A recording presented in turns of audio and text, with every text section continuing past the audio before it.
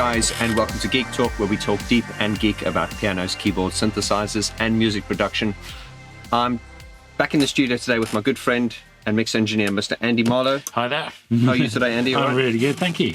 What you got around your head there today? Well, yeah, these are the new Ollo S4X headphones, which have been very kindly sent with your aid as well from Ollo in Slovenia, and I'm enjoying them tremendously.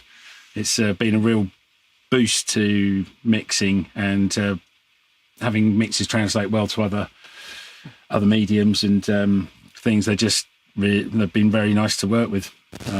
No, absolutely. I want to say thank you to the guys at Ollo, Rock and Kaya. Thank you very much for, first of all, sending me a pair. And then, of course, I told Gareth Jones they sent him a pair. He's converted now as well. And, of course, there's Kevin Poole. So, basically, Andy Marlow here, you can look him up. I will leave a link in the description below. He's worked with Tracy Ullman, Mark Almond, Brian Adams. Your names drop a bit more. I'm trying to think. And the Jadis, one of the prog bands, Sons of the Tundra. Yeah, and link in and Avorti, of course. Of course. Andy is actually doing the final mixes of a new album, which is called Dark Society. Once again, link in the description below. We've just very proud of the music video for Bottle, which just came out. And once again, it's just nice that, obviously, me producing, using the Ollos, and then, of course, Andy doing the final mixes using the Ollos, and then Kevin Poole doing the mastering using the Ollos. We're all sort of on the same book here. Now, you guys can watch the in-depth review I did on the S4Xs. That link will be in the description below, as well as the review that Gareth Jones did on these. But I want to talk to Andy today just a little bit. You've had these for about, a month now? Yeah, something like that. Yeah, and what are your sort of feelings on them? I found that the... as with anything, it takes a little bit of getting used to understanding what you're hearing. But I've now got a really nice relationship with them in that I'm already trusting them a lot, and I love the sort of the bottom end. The fact it's not too. It's not overcooked. It's not overcooked, but you can tell it's there and it's in the right octave. Yeah. But it's not. It's not a big boomy listen. Yes. But that's not the point. And I'm finding that the mixes translate very well into, onto a laptop or a phone or anything like that. So they're very revealing. And what I found while training my ears with them is listening to lots of mixes that I really like. And some mixes I've been disappointed with because a bad mix sounds bad on these, and a good mix sounds absolutely amazing. And it was partly training my head to go, I've always loved this mix, but actually it's not quite doing it for me on these. And then realising that there's holes in some of these mixes that I've always loved. Yeah. And then you hear something else and it really shows up. So it shows the how revealing they are. In that if it's bad and your mix is not working, it doesn't sound nice. This is something, just slightly veering off topic a little bit, is something when I coach students and stuff, and something, and you can back me up on this, I've noticed is if you grow up listening to something and you kind of, you love it, then when you approach it many years later with the experience you've gained that you have now, and you listen back to it with things like this, you'll be like, sounds a bit bad. Not bad, but it's not flawless. And so what I'm trying to say is a lot of the mixes that we've always loved, when we analyze them critically, they're not flawless. Yeah. And these point that out. They show it up, but when you get a mix right, it is a really lovely experience listening to them. But it means you have to work hard to get it there. But, they're a great tool for actually getting you to that point. And one of the other things I noticed when I've been with these headphones over other headphones I've tried is when I'm trying the Abbey Road 3 mastering or listening environment plugin, that the sound stage and the tonality doesn't change as much as with any other headphones I've tried. You use these? When I use these. So, which means to me that these are very much... They're very neutral. Very neutral and in the ballpark. Yeah. there is a slight change, but it's not chalk and cheese like other headphones. Yeah, I've picked this up as well, and I'm not going to mention any names, but I've also got quite a, I've been around a while, so I've got quite a selection of headphones around, which are all meant to be neutral and honest. And myself using the Abbey Road sort of emulation plugin, putting these on, I can agree with what you're saying. All these other neutral headphones are a lot less neutral than what they're. These are definitely the most honest I ever have come across personally.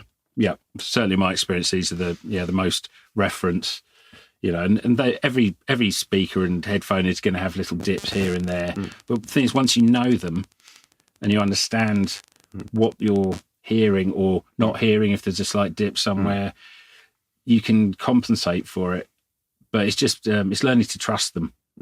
What is interesting as well is, as I said, Andy is mixing my Dark Society album. We're looking really forward to that. He's done more than mix it. He's added guitar, and sometimes when the mix comes back, there are these. I'm like, I didn't do that, and he just really experiments with trumpet, and he just gets really creative. And I don't want to focus that on this because this is about the headphones, but this is very exciting. The mix you've just worked on now is a mix called Esmeralda, and it's kind of like a dark lullaby, but it's very, very complex and it's very, very dense. So when I finished it, I went, good luck, Andy. I know how difficult it was to achieve the balance, and that was the first mix you've actually done using these. Yeah. And I've just heard it and I'm blown away. So how do you think this helped you? Well, it's having that confidence in decisions and just knowing that if I've turned the bass up there, what's going to happen when it's elsewhere and not in my controlled room or on these lovely headphones. Yeah. And just it's just the revealingness and just being able to really hear the stereo sound stage. What's happening with the reverb? What's happening with the reverb return? Is it too sibilant, and being able to pick up stuff, all these tiny little details, which turn a good mix into a great mix. And that's hopefully what we've got. Absolutely. And one thing you're very, very, I'm obsessive with it as well, but one thing you're ultra obsessive with is what the mix sounds like on iPhone on the crappiest speakers. Yeah. And Andy does this. He listens to it on a boom box, on his hi-fi home, on his television, and this definitely does help. For that translation. I found. Yeah. But it's essential to listen to things, because if you can make something sound good on I've got a £30 AWA system at home, like a mono kind of. Well, it's just a tiny little stereo. The speakers are literally this size. If I can get a mix to carry all the information I want on something like that, you're doing well, because lots of people won't be listening on big systems with bottom end and the really crisp, nice tops and things. It's all about that mid. And then this is something if you're a producer, obviously if you're watching Geek Talk, you probably are a producer. We know this well, Andy. It's like when we spend all this time in these elaborate, complex mixes, and when it's played to the general public, they're basically just hearing the vocal and a few other things. Yeah. So it's a lot of the times when people listen to it, you're like, oh, can you hear that complex synth pad in the background? They're like, huh?